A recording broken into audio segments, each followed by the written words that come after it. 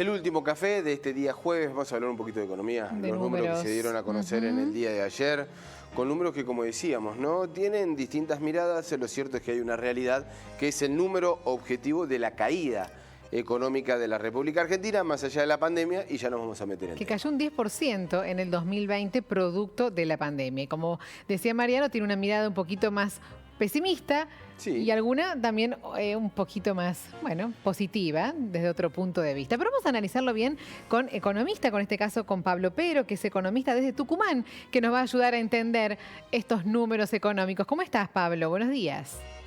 ¿Qué tal? ¿Cómo les va? Un gusto escucharlos. ¿Qué tal, Pablo? ¿Cómo te va? Bueno, lo que sí hay un dato concreto. El 10% es un montón. Es mucho. Es muchísimo. Hay algunas, si se quiere, algunos asteriscos, como es un año pandémico, ¿no? Así es.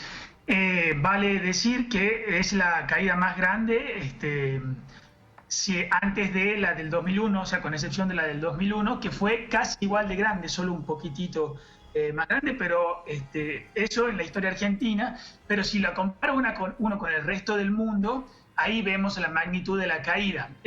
Por ejemplo, de acuerdo a las estimaciones globales que se hacen, si uno toma los países que representan casi el 90% de la producción mundial, o sea, casi todos los países relativamente con una economía funcionando, Argentina sería la segunda economía con la caída más grande, que es solo un poco menor a la caída que tuvo España.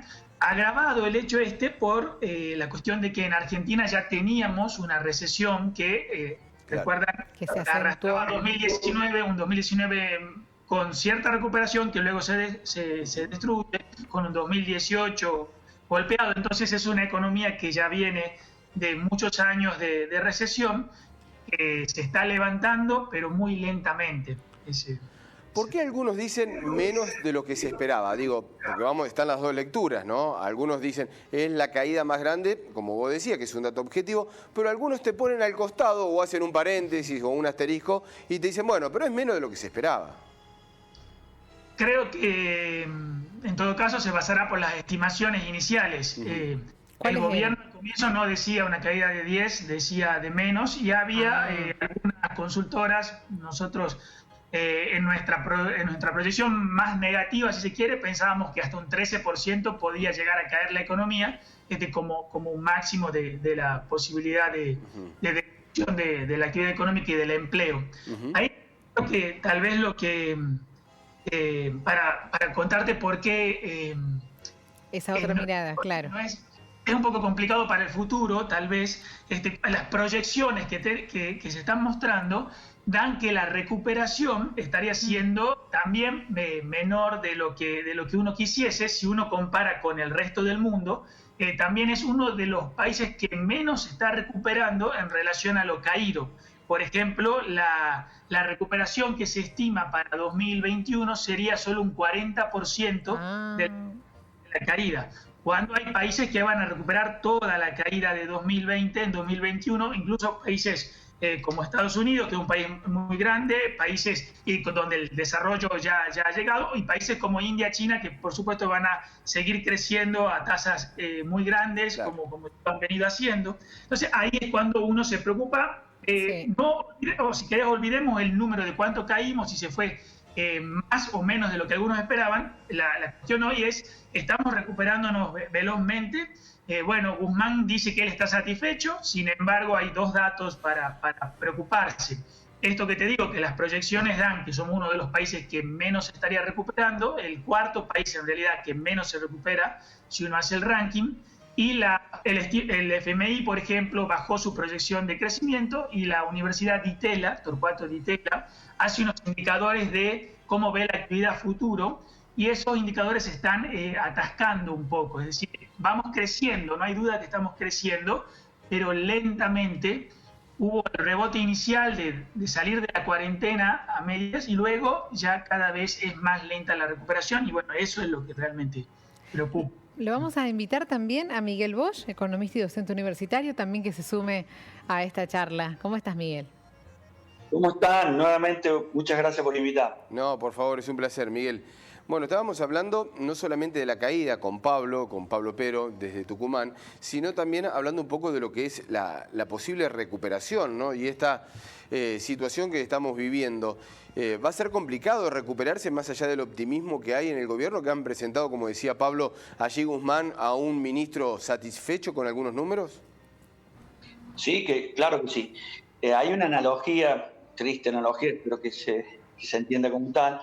Nosotros, a diferencia de un deportista profesional que se enfermó de COVID, nosotros representamos a una persona de 80 años con problemas prevalentes que nos enfermamos de COVID.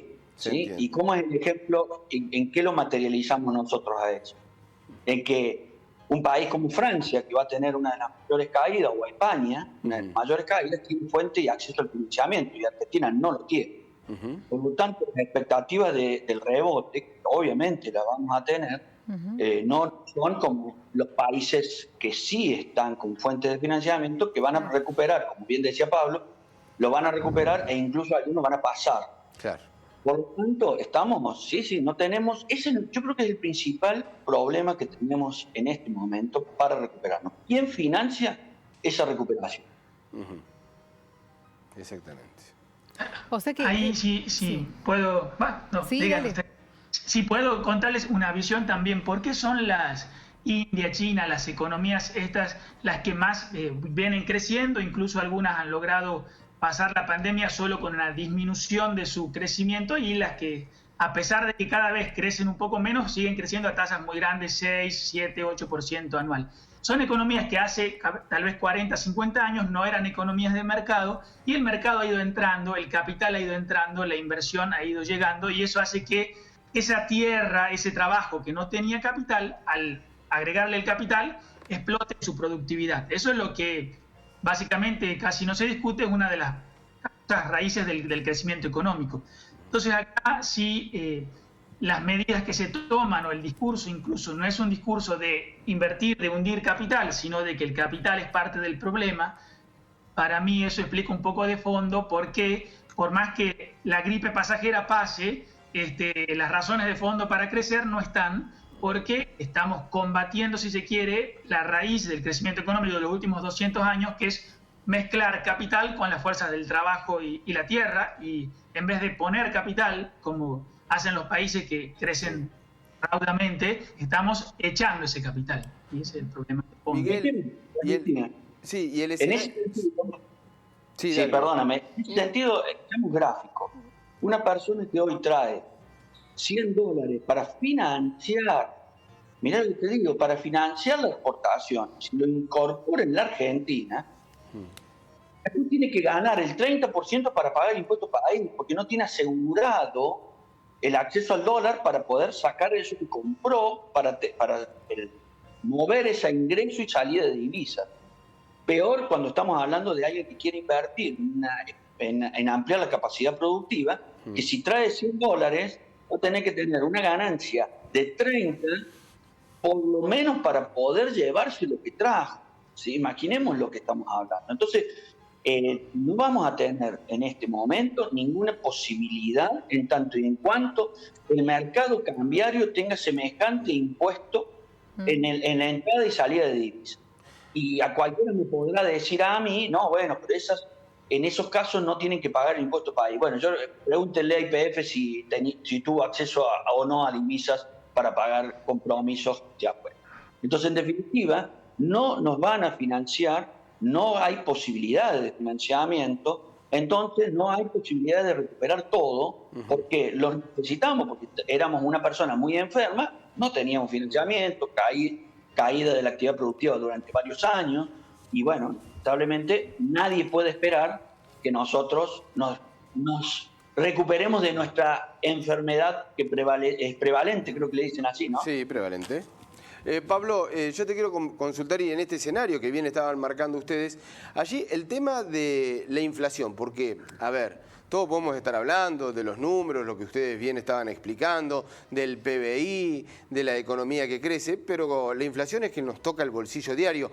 En este contexto, ¿también hay que tener en cuenta este momento inflacionario que estamos viviendo? A mí me preocupa, creo que el gobierno también le preocupa fuertemente desde noviembre, diciembre y enero de este año. Los números eran muy altos. Si uno ve las historias de las hiperinflaciones argentinas, llegábamos a 4% mensual, de ahí saltábamos a 8% y después se descontrolaba la cuestión. Entonces yo creo que cuando el gobierno vio fines del año pasado que estábamos cerca del 4% mensual y que la economía estaba saliendo de ese enquilosamiento de la cuarentena, se preocupó fuertemente y tomó medidas. Por ejemplo, la medida que hoy intentan básicamente es manejar el tipo de cambio, pisarlo un poco, que en el corto plazo es el determinante de corto plazo más directo de la inflación, a mi punto de vista. Entonces, por ejemplo, están tratando de manejar el oficial. Entonces creo que es un problema latente que los años anteriores, incluso en marzo, es cuando también vuelve la economía a funcionar un poco más y se despiertan más los precios. Entonces hay un problema adelante que el gobierno incluso se llegó a asustar. Y bueno, creo que están dispuestos a tratar de frenar esa inflación con algunos ajustes que no son de fondo, que son simplemente prorrogar ajustes para después de las elecciones. Así que, bueno, esa es un poco mi visión en general, no sé, podría darte. Claro, porque encima a todo esto están las elecciones, ¿no? No hay que olvidarse, además, porque a todo esto es un año electoral, claro. Sí, yo estoy pensando en la gente que está mirando el programa, la gente que todos los días también está tratando de salir adelante. Digo, qué difícil, ¿no? Tener un año como el que tuvimos y un año difícil también, como el que estamos teniendo, que ya imaginábamos que iba a ser difícil, pero está siendo capaz que aún más. Qué panorama, ¿no? Qué panorama triste, digo, para el trabajador, para aquel que estaba tratando de salir un poquito este año. Qué difícil salir y seguir. Sí, claro, incluso nosotros, a diferencia de otros lugares del mundo, tenemos los dos problemas, que es estancamiento y inflación. En otros lugares del mundo, no tener uno de ellos es mucho más fácil. Claro.